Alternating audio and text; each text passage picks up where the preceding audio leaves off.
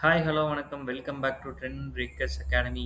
So market again ஒரு gap up opening, அதே 100 பாயிண்ட்டுக்குள்ளே side வேஸில் முடிச்சிட்டான்.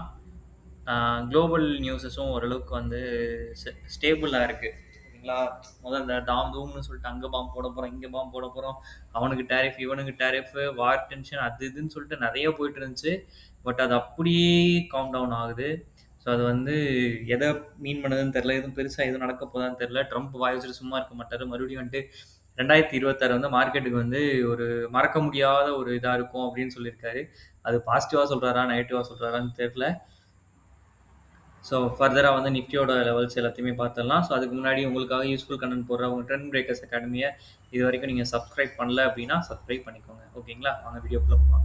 ஸோ நிஃப்டி இன்றைக்கி வந்து க்ளோசிங் 25,953, ஆனால் ஓப்பனிங் வந்து 26,000 கிட்ட ஓப்பன் ஆச்சு. ஆனால் அதுக்கப்புறம் கம்யூனிட்டிஸாக செல்லிங் தான். ஓகேங்களா, ஸோ அந்த ஓவர் 100 பாயிண்ட்ஸுக்கும் ஒரு சப்போர்ட் இருக்குது நிஃப்டிக்கு இந்த லெவலில். ஸோ கேப் அப் ஆகுது, திரும்ப அந்த சப்போர்ட் லெவல் கிட்டேயோ இல்லை ரெசிஸ்டன்ட் மேலேயோ கீழே ஓப்பன் ஆகுது. ஓப்பன் ஆகிட்டு கம்ப்ளீட்டாக அந்த மொமெண்டம் அப்படியே சேஞ்ச் ஆகுது. இது மட்டும் தான் அவன் பண்ணிட்டு இருக்கான். ஓகேங்களா,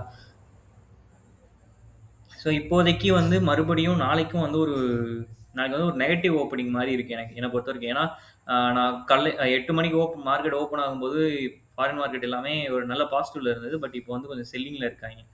ஓகேங்களா, அது எதை இண்டிகேட் பண்ணுது அப்படின்னா ஒரு நெகட்டிவ் ஓப்பனிங் அப்படிங்கிறது வந்து கிடைக்கும் அப்படின்ற மாதிரி தான் இப்போதைக்கு இண்டிகேட் பண்ணிட்டு இருக்கு. ஸோ நாளைக்கு வந்து இன்கேஸ் 25,900 ஓப்பன் ஆகி சப்போர்ட் எடுத்துச்சு அப்படின்னா திரும்ப 26,000 வரைக்கும் வரும்.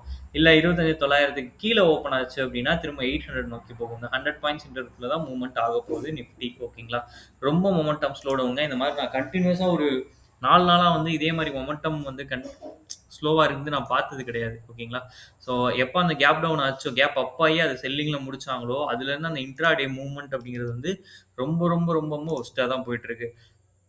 பேங்கிங் ஸ்டில்லான அந்த அப் ட்ரெண்ட்லேயே தான் இருக்கான். ஓகேங்களா, நல்ல ஹைலேயே தான் இருக்கான். ஸோ அவனை வந்து விழ விட மாட்றாங்க. யாராவது ஒருத்தர் வந்து அவனை இழுத்து பிடிச்சிடுறாங்க. ஹெச்டிஎஃப்சி பேங்க் இன்னும் செல்லிங்கில் தான் இருக்குது, அதை நம்ம சொல்லவே முடியாது. ஹெச்டிஎஃப்சி பேங்க் சப்போர்ட் பண்ணலனாலும் எஸ்பிஐ வந்து கொஞ்சம் நல்லா சப்போர்ட் பண்ணி கொடுத்து அவனை வந்து மேலேயே தான் வச்சுருக்காங்க. ஓகேங்களா, பேங்க் நிஃப்டியை வந்து ஃபால் பண்ண விட மாட்றாங்க. ஐடி ஸ்டில் அண்ட் செல்லிங் தான் அந்த இம்பார்ட்டன்ட் லெவல் சொன்னால் இன்றைக்கி அதையும் உடச்சிருக்கான். ஓகேங்களா, ஸோ பேங்கிங் வந்து லுக்கிங் குட். பேங்கிங்கில் ஒரு சில பேங்க் தான் நல்லா பெர்ஃபார்ம் பண்ணிட்டு இருக்கு. மேஜராக பண்ண வேண்டிய பேங்க்ஸ் எதுவுமே பெர்ஃபார்ம் பண்ணல. ஐடி அந்த லெவலையும் உடச்சிட்டாங்க. இருக்கிறதுலையே அவனுக்கு வந்து நான் வச்சிருந்த ஒரு சரியான லெவல் வந்து அதுதான். அந்த லெவலையும் உடச்சிட்டான். ஸோ இப்போ அடுத்த சப்போர்ட் லெவல் அவனுக்கு 34,300 தாங்க. இப்போ 25,000 இருக்கான். இன்னும் கிட்டத்தட்ட வந்து பார்த்தீங்கன்னா ஒரு 800 பாயிண்ட்ஸ் பக்கம் வந்து அவன் இறங்குறதுக்கு பாசிபிலிட்டிஸ் இருக்குங்க. ஏன்னா அவன் இது வந்து எப்போ இந்த லெவலை ரீச் பண்ணியிருந்தான் அப்படின்னா கிட்டத்தட்ட வந்து நவம்பர் அக்டோபர் அந்த ரேஞ்சில் வந்து இந்த லெவலில் இருந்தான். அதுக்கப்புறம் கொஞ்சம் கொஞ்சமாக ரெக்கவரி ஆகி போனான். திரும்ப வந்து ஒரே அடியாக விழுந்துட்டான். ஓகேவா, இந்த ரெக்கவரி ஆகிறதுக்கு அவன் இந்த லெவலில் இருந்து இந்த ரெக்கவரி ஆகிறதுக்கு எடுத்துக்கிட்ட டைமிங் பார்த்தீங்கன்னா 3 மாதம் எடுத்துக்கிட்டான். ஆனால் ஃபால் ஆகிறதுக்கு வித்தின் 10 டேஸில் ஃபால் ஆகிட்டான். அதான் கஷ்டமே ஐடியை பொறுத்த வரைக்கும். ஸோ ஐடி நல்ல நியூஸஸ் என்ன தான் வந்தாலும் ஆனால் ஐடியால் பர்ஃபார்மன்ஸ் கொடுக்க முடியலை. ஐடி இன்னும் ஸ்டில் அண்டர் பர்ஃபார்மன்ஸில் தான் இருக்குது. ரிலையன்ஸும் சைடு வேஸில் இருக்குது. ஆனால் என்னென்னா ஒரு நாள் செல்லிங் போகிறான், சரி இன்றைக்கும் இறங்க தான் போகிறான்னு பார்த்தோன்னா மேலே ஏறுறான். சரி இன்றைக்கி மேலே ஏறிடுவான், நாளைக்கு மேலே ஏறுவான்னு பார்த்தா மறுநாள் இறங்குறான். ஸோ இப்படியே தான் அவனும் பண்ணிகிட்டு இருக்கான். ஸோ அதனால் ரிலையன்ஸுமே வந்து மொமெண்டம் வந்து ரொம்ப கம்மியாக தான் இருக்குது. ரிலையன்ஸ் இன்றைக்கி கொஞ்சம் சப்போர்ட் பண்ணி கொடுத்தது, ஆனால் மொமெண்டம் வந்து ரொம்ப கம்மியாக தான் இருக்குது. ஸோ அதனால் அதையும் நம்ம பார்க்கலாம். அடுத்து HDFC bank. So HDFC bank வந்து பார்த்தீங்க அப்படின்னா ஸ்டில் ஆன் செல்லிங். 914 அப்படிங்கிறது தான் அடுத்த சப்போர்ட் லெவல் அவனுக்கு. ஸோ மேபி அது வரைக்கும் வந்துட்டு கூட அவன் ரிவர்சல் எடுக்கலாம். ஓகேங்களா, ஸோ அப்படி எடுக்கும்போது இவன் ரிவர்சல் எடுத்துன்னு சப்போர்ட் பண்ணி கொடுத்தானா கண்டிப்பாக வந்து